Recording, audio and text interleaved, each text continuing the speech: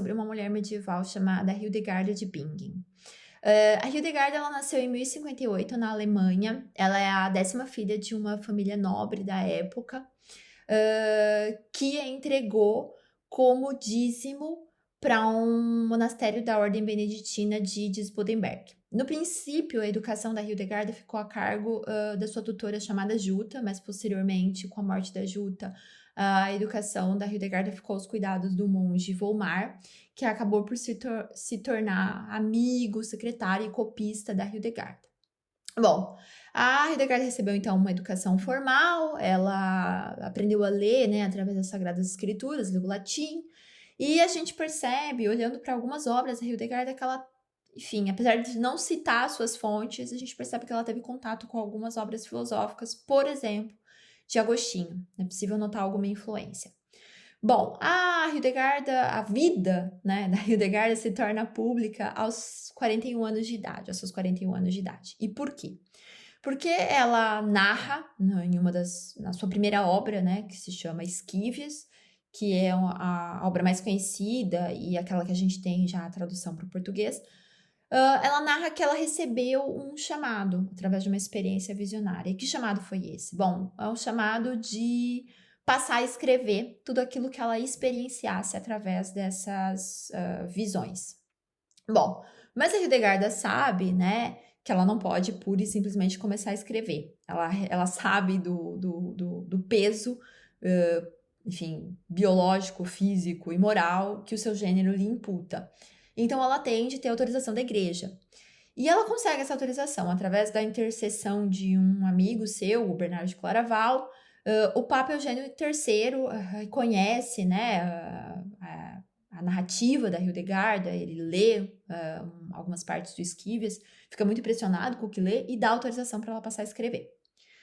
Bom, eu escolhi falar da Hildegarda neste vídeo, né, por muitos motivos, mas acho que os dois principais, né, é porque, em primeiro lugar, eu defino a Hildegarda como uma mulher medieval de muitas faces, né?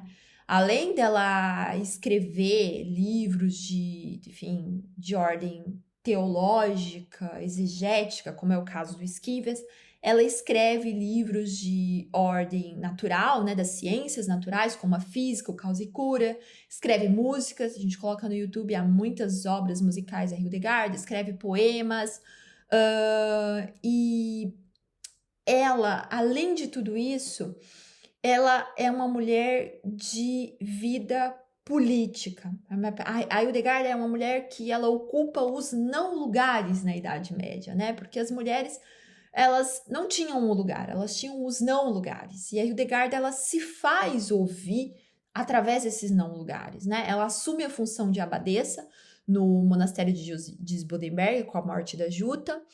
Ela trava uma luta pela reforma monástica, porque ela percebe que há algumas coisas aí acontecendo nos monastérios que precisam ser vistas, né? Precisam ser, enfim, analisadas. Ela empreende algumas viagens de caráter evangelizador e ela, ao mesmo tempo que reconhece, né, a sua fragilidade, ela é uma mulher de saúde frágil, ela reconhece, né, a sua inferioridade social, política, física, ela se afirma como a escolhida, né? No Esquívias a gente nota isso em algumas passagens.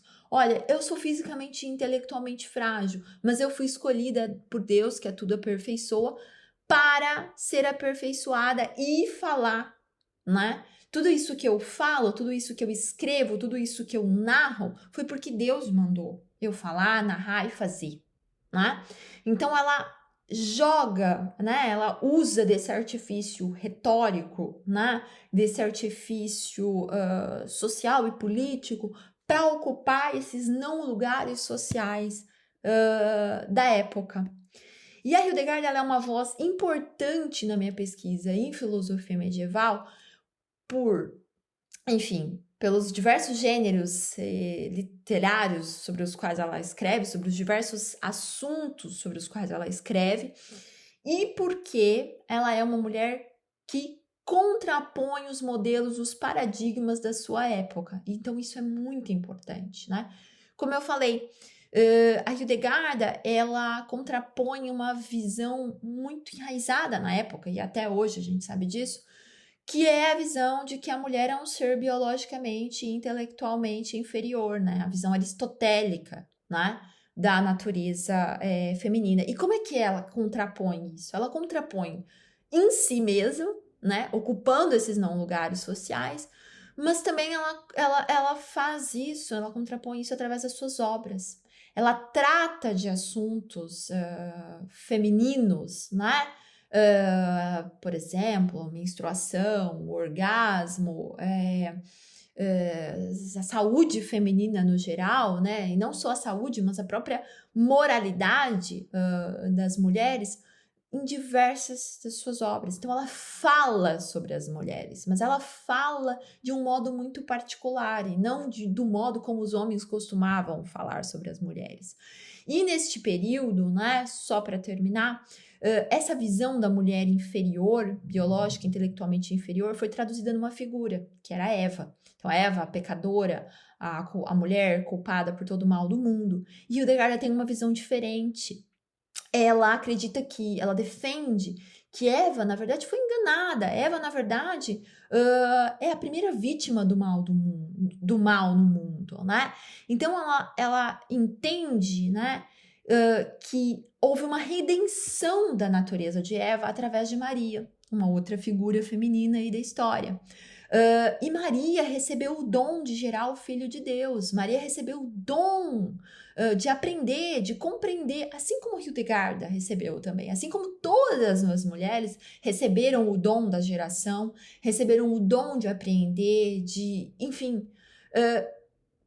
E Hildegarda traz isso nas suas obras, né? Essa redenção da natureza feminina, que apesar de inferior, pode ocupar um lugar social, pode ocupar um lugar no mundo, assim como a própria Hildegarda ocupou. Bem, é isso. Obrigada.